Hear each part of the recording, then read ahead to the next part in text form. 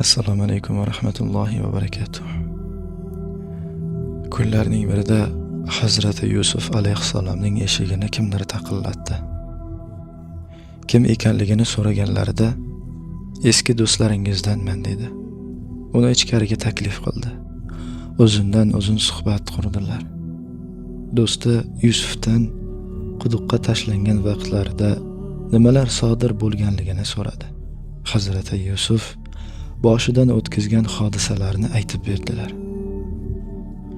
So'ng Hazrati Yusuf: "Ey musofir do'stim, menga nima hadya olib keldingiz?" dedilar. Do'sti aytdiki: "Sizga sovg'a qidirdim, lekin biror narsani sizga munosib deb bilmadim. Bir tomchi suvni ulkan ummonga qanday qilib hadya qilib olib boraman?" dedilar.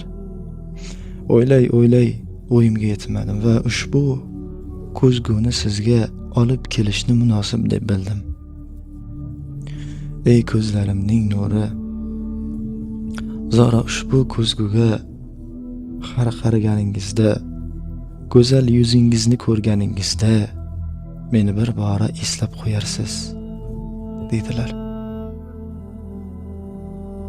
Bu hikoyadan shuni anglash mumkinki, do'stlar ziyoratiga qo'li bo'sh holda borish tegirmonga bug'doysiz borishga o'xshaydi. Mahsharda Janobi Haq qiyomat kuni qanday arg'uman olib keldingiz deb so'raydi. Yaratganning huzuriga qo'li bo'sh holda qanday bormoqchisiz?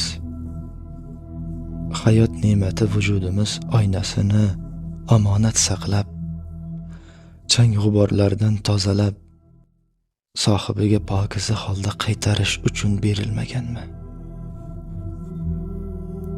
Jaloliddin Rumiyning Masnaviysidan.